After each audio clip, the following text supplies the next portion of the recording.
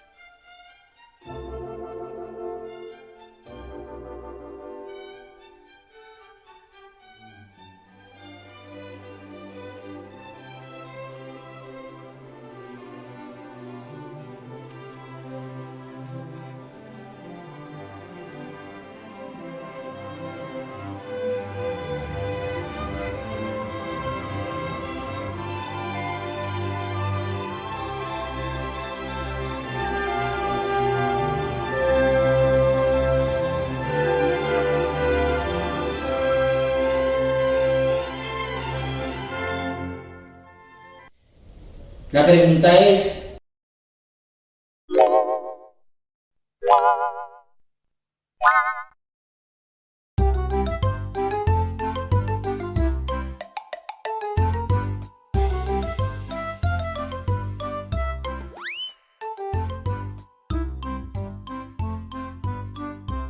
y la respuesta, amigos míos, la respuesta está fijándonos que en este dibujo todas las figuras están alineadas siempre o verticalmente o horizontalmente.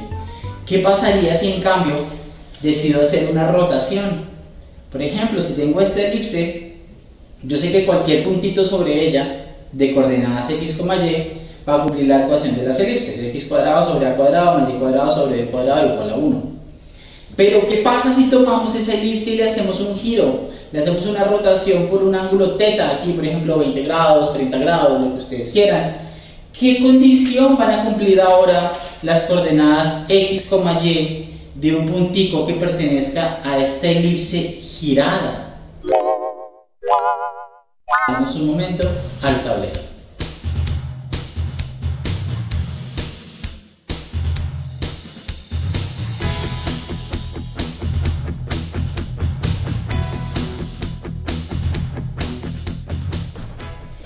Bien, vamos a arrancar por un punto que todos hemos escuchado, pero que tal vez no tenemos bien claro, digamos, cómo se obtiene, es la llamada matriz de rotación.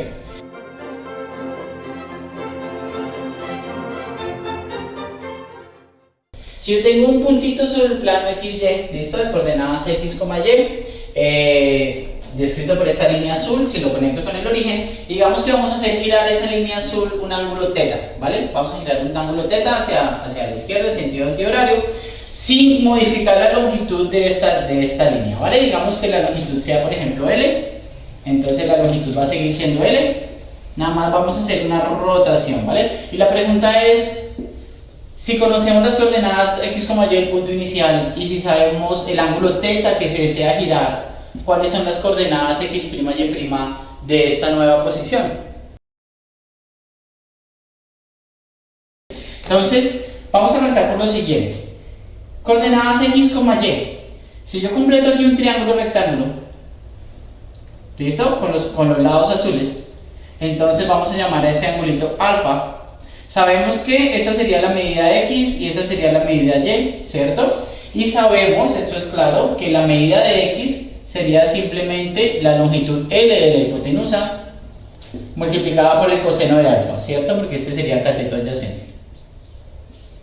Y del mismo modo, la longitud del cateto Y, por ser cateto opuesto, sería igual a L, que es la hipotenusa, por el seno del ángulo alfa, por ser cateto opuesto, ¿verdad?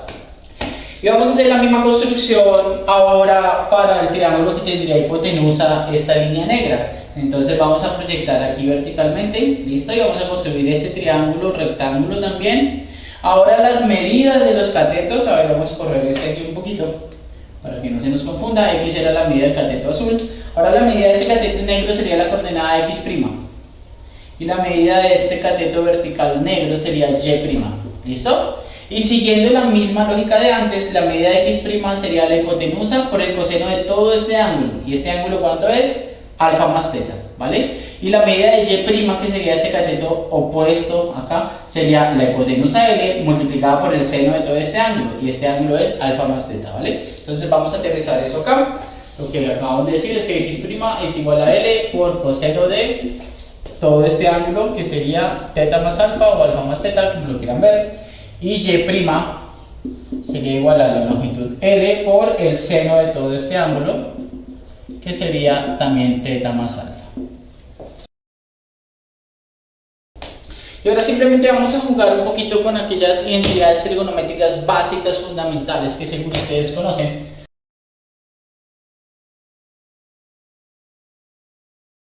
Vamos a aprovecharnos de esas identidades para aplicarlas acá. Entonces, si nosotros desarrollamos este coseno que vamos a encontrar, aquí nos queda coseno de teta por coseno de alfa, este primer término, coseno de teta por coseno de alfa. Pero recuerden que afuera está multiplicando por L. Entonces yo multiplico por una L aquí afuera y veo que aparece L con coseno de alfa. Y L con coseno de alfa no es nada más que X. Entonces si yo tengo todo esto multiplicado por L, o voy a hacerlo aquí mejor, aquí nos sale más nítido, más transparente, para tener exactamente estas dos expresiones.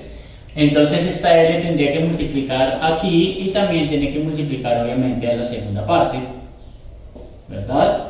Aquí sigue habiendo una resta. Y esta L al multiplicar a esto, yo hago este desarrollo, se convierte en una suma, pero la L multiplica todo. Entonces aquí sigue habiendo una L, aquí sigue habiendo una L, ¿verdad? Y esta primera parte, ¿qué es? Pues esta L con este coseno de alfa es X. O sea que aquí lo que tengo es X por coseno de teta. X por coseno de teta.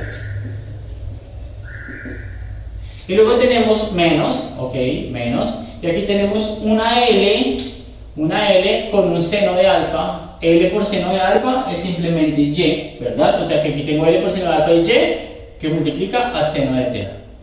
Entonces Y por seno de teta. Y sobre la segunda expresión usamos exactamente la misma idea. Aquí vemos que hay L con coseno de alfa, que es simplemente X. Entonces tenemos X por seno de teta más, y por aquí aparece una L con un seno de alfa, que sería L por seno de alfa es Y. Entonces tenemos Y por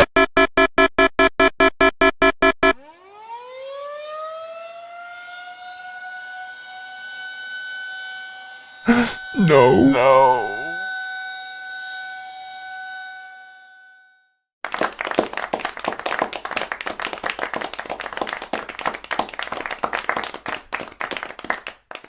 coseno de teta.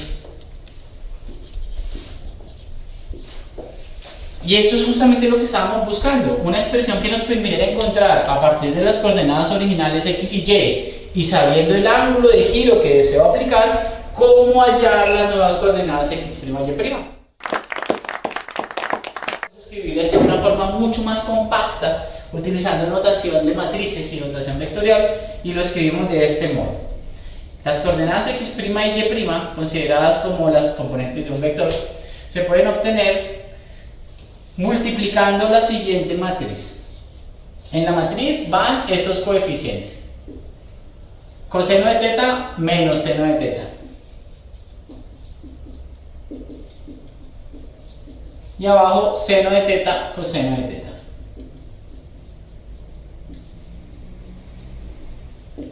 Y esa matriz multiplica ¿a quién? Al vector de coordenadas originales X y Y. Para entender mejor, simplemente piensen cómo se efectuaría esta multiplicación matricial. Fila por columna, ¿verdad? Fila por columna y me da el primer elemento, fila por columna y me da el segundo elemento.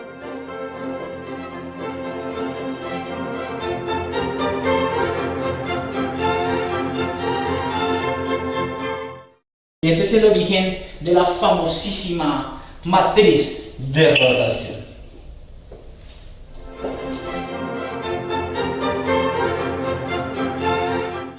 Bueno. Ahora bien, ¿qué pasaría si nos hacemos la pregunta contraria? ¿Qué pasaría si al principio hubiéramos conocido los valores de x' y y' y quisiéramos ahora girar este punto en el sentido contrario, o sea, en el sentido de las manecillas del reloj, un ángulo θ y hallar los valores de x y y? Pues la respuesta está aquí también. En ese caso, simplemente el ángulo θ, como no está creciendo sino disminuyendo, se tomaría con un valor negativo. O sea, reemplazaríamos en esa expresión con un ángulo menos θ. ¿Listo? Vamos a hacerlo aquí. Entonces, en ese caso obtendríamos el nuevo punto sería x,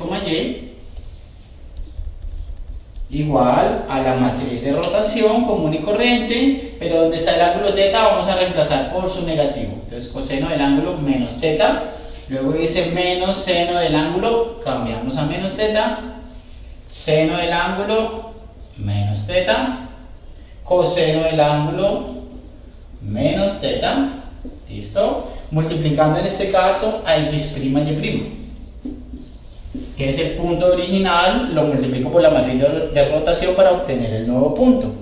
Pero vamos a aprovechar aquí dos propiedades muy sencillitas de las funciones trigonométricas que seguramente la mayoría de ustedes conocen. Si no conocen, las podemos explicar en 30 segundos. Y es simplemente el hecho de que las funciones coseno y seno son respectivamente unas funciones par e impar. ¿Qué significa eso? Si vamos al círculo trigonométrico y tomamos un puntito aquí, por ejemplo, con un ángulo θ, ¿cierto? Y tomamos un punto espejo de él, aquí con un ángulo menos θ, ¿qué vamos a obtener? Para el primer punto, el valor del coseno es este ángulo, es este lado adyacente, este cateto adyacente. Para el ángulo menos θ, cuando yo completo el triángulo rectángulo, el lado adyacente es exactamente el mismo. Por eso decimos que coseno de θ es igual a coseno de menos θ. ¿Qué pasa con el seno? El seno no lo da el cateto opuesto, ¿cierto? Lo que pasa con el seno es que tiene otra vez la misma medida porque los dos triángulos son idénticos arriba y abajo, pero en el caso del ángulo negativo, el valor del seno es negativo porque está hacia abajo. Entonces en ese caso decimos que el valor del seno de menos θ es igual al valor del seno de θ, pero cambiado de signo. O sea, es igual al valor del seno de θ, pero cambiado de signo. ¿Listo? Apliquemos esas propiedades acá. Ok, si quiero cambiar el ángulo θ por menos θ, coseno le da igual, no le importa. Entonces podemos dejar aquí simplemente ángulo θ. Lo mismo acá, coseno le da igual, no le importa. En cambio, si dentro del ángulo del seno yo quiero cambiar este θ por menos θ o viceversa, tengo que aplicar un signo negativo afuera. Entonces, si yo quisiera, puedo cambiar este aquí siempre y cuando le aplique un signo negativo afuera. Y con otro signo negativo que ya tenía, nos cambia a positivo. ¿Listo? En cambio, en este, seno de menos θ, ¿lo puedo cambiar a seno de θ? Sí, puedo, siempre y cuando le aplique un menos afuera. ¿Vale? Entonces, esta sería la versión de la matriz de rotación cuando estoy girando ya no en el ángulo contrario a las manecillas del reloj, sino en el ángulo igual al de las manecillas del reloj.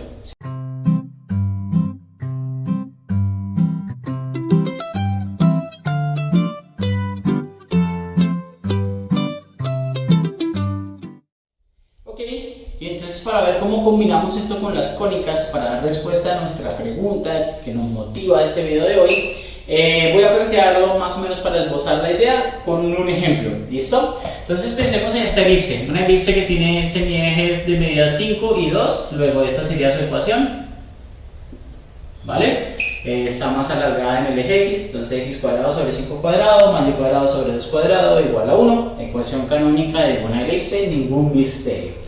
Y ahora vamos a girar a esa elipse 30 grados, ¿listo? Vamos a girarla 30 grados en sentido antihorario. La pregunta es, por ejemplo, este puntito que pertenecía a la elipse, sus coordenadas x y y cumplían esta ecuación, pero este puntito al girarlo 30 grados se va a convertir en este otro, ¿cierto? Que lo estoy representando acá. Este nuevo puntito de coordenadas x', y' estará entonces en la elipse girada. ¿Qué condición, qué ecuación o qué relación cumplen los puntos x', y' en la elipse girada? Entonces vamos a ver, recordemos nuestra construcción que acabamos de hacer sobre la matriz de rotación. Aquí la tenemos, ¿cierto? Aquí sabemos cómo ir del punto x', y' para construir el punto xy. Entonces, en nuestro caso, vamos a escribir la matriz de rotación, cómo obtener el punto xy a partir del punto x', y'. Vamos a sustituir en esta matriz de rotación con el ángulo 30 grados. Sabemos que seno de 30 grados es 1/2, que coseno de 30 grados es raíz de 3 sobre 2. ¿Listo? Entonces simplemente sustituimos esos valores aquí en las 4 posiciones de la matriz de rotación. Desarrollamos ese producto y ese producto nos va a llevar a que x es igual a raíz de 3 sobre 2 por x', raíz de 3 sobre 2 veces x', más 1/2 de y'. Perdón, eso es y'. Y por otro lado, y sería igual a, multiplicamos la segunda fila con esta columna, nos daría menos 1/2 de x', menos 1/2 de x', más raíz de 3 sobre 2 por y'. ¿Listo? ¿Y qué más sabemos sobre x y y? Sabemos que cualquier parejita x y y de coordenadas que representan un punto de la elipse satisfacen esta ecuación. ¿Listo? Entonces vamos a sustituir este valor de x y y, pero con estas expresiones dentro de esta ecuación. Y lo que sabemos entonces es que toda esa expresión superior sería raíz de 3 sobre 2 x' más 1/2 de y'. Todo esto sería simplemente x. Sabemos que esa expresión al cuadrado sobre 5 al cuadrado más ahora la y, pero y es igual a todo esto, ¿cierto? Entonces en un paréntesis tenemos menos 1/2 de x' más raíz de 3 sobre 2 por y'. Todo esto es y, pero y al cuadrado. Entonces tenemos todo esto al cuadrado. Sobre 2 al cuadrado, porque la medida es ese semieje, sobre 2 al cuadrado es igual a 1. Cualquier parejita de coordenadas x', y' que está en la elipse girada se relaciona con la parejita de coordenadas x y y de la elipse original según estas relaciones. Y la parejita x y de la elipse original cumple esto. Es decir, que si yo sustituyo con x', y', cualquier parejita de coordenadas x', y' en la nueva elipse tiene que satisfacer esta ecuación. Esta es la ecuación de la elipse girada. ¿Y qué pasa si nosotros desarrollamos esto? Es simplemente desarrollo de cuadrados, ¿cierto? Entonces aquí nos va a salir un término de x' cuadrado, un término de y' cuadrado, pero también nos va a salir un término multiplicando a ese término que es 2 veces el primero por el segundo, ¿cierto? Nos va a salir 2 veces esto, por x' por y'. Y ahí está nuestro término cruzado que aquí le estábamos haciendo la cacería. Y de aquí también sale un término con x' cuadrado, un término con y' cuadrado. Esos se van a juntar con estos. Al final nos va a quedar algún gran número por x' al cuadrado. Nos va a quedar también de aquí sale algo con y' cuadrado y aquí también. Esos hay que juntarlos, ¿verdad? Teniendo en cuenta los denominadores y todo. Pero pues es simplemente hacer una suma de números un poquito larga que no tiene, digamos, mucha magia para hacerla aquí. La pueden hacer como ejercicio. Y además aquí nos sale ese término cruzado de x' por y', y aquí también sale otro, esos habrá que juntarlos. Nos va a quedar más algún otro número por x', y', ¿cierto? Y al otro lado pues igual a 1. Y ahí vemos cuál es el origen entonces de ese término cruzado en la definición general de las curvas cónicas. Es un término que solamente surge cuando alguna de esas curvas cónicas yo decido hacerla girar y ya no está alineada horizontal ni verticalmente, ¿vale?